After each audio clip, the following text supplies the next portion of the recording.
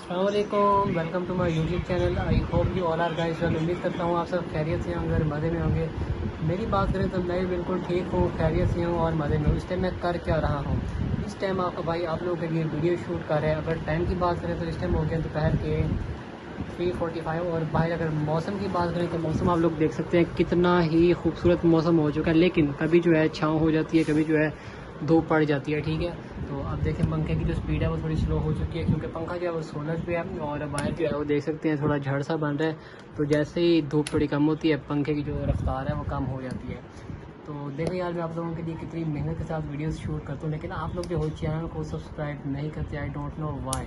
मेरी कोशिश होती है कि जो भी नॉलेज, जो भी इन्फॉर्मेशन मेरे पास है वो मैं आप तक पहुँचाऊँ। ठीक है, ताकि उससे आपको भी कोई फ़ायदा हो जाए इन फ्यूचर अगर आपको उस चीज़ में इशू आ रहा है तो। नहीं तो आप लोग मेरे इंस्टाग्राम पे मुझे डीएम करके पूछ सकते हैं। मतलब वही सवाल पूछना जो मेरे कंटेंट से रिलेटेड है। मौसम चेक करो बाहर का, ऊपर से ये भी चेक करो कितनी माशाल्लाह खूबसूरत लग रही है। ठीक है ना।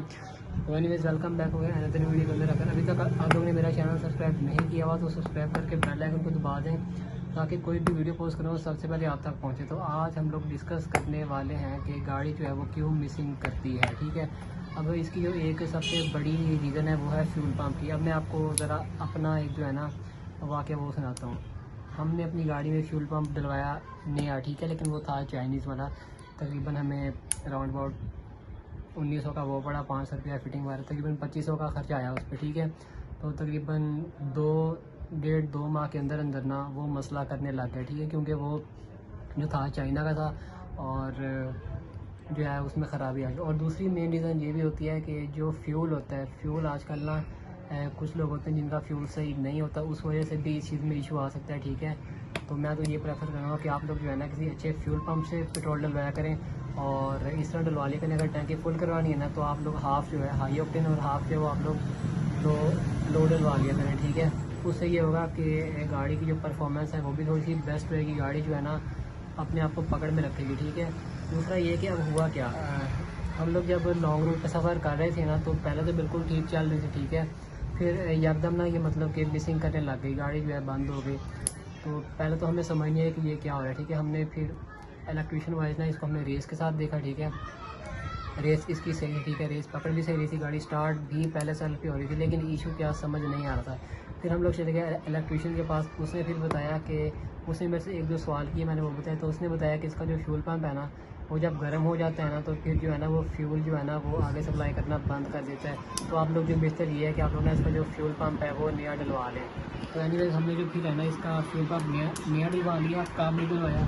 काफ़ी ये होता है कि यूज़ गाड़ी से उतरा होता है लेकिन उसकी जो कंडीशन होती है वो अच्छी होती है, वो जो है ना इसमें हमने जो है ना फिट करवा दिया। ठीक है, तो अब ये वाला जो इशू है ना वो नहीं होगा। और दूसरा ये होता है कि इसके जो बोनेट होता है ना, इसको जब ओपन करते हैं तो इंजन के साथ एक तार होती है। ठीक है, जब आप गाड़ी का सेल्फ मारते हैं, जब गाड़ी आप स्टार्ट करते हैं तो वो फ्यूल पंप लगता है किधर है, फ्यूल पंप वो जैसे फ्यूल टैंक है ना उसके बिल्कुल नीचे ना, गाड़ी के नीचे दरमियान में सीट पर के जगह बनी होती है, पूरा फ्यूल वाला सिस्टम उसको टैंक को निकाल के फिर उसके अंदर फिट होता है। ठीक है, तो वहाँ से तार आ रही होती है डायरेक्ट इधर इंजन के आगे।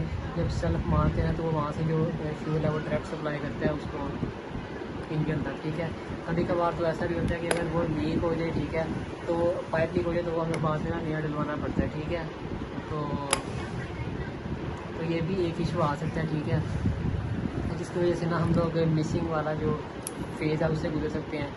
अब कुछ दिन पहले यूँ हुआ कि इसके अंदर ना वो इसकी जो पाइप है ना फ्यूल वाली जो इंजन के साथ अटैच है वो जो है ना थोड़ी सी टूट गई थी। तो वहाँ से और जो पेट्रोल है वो लीक हो रहा था।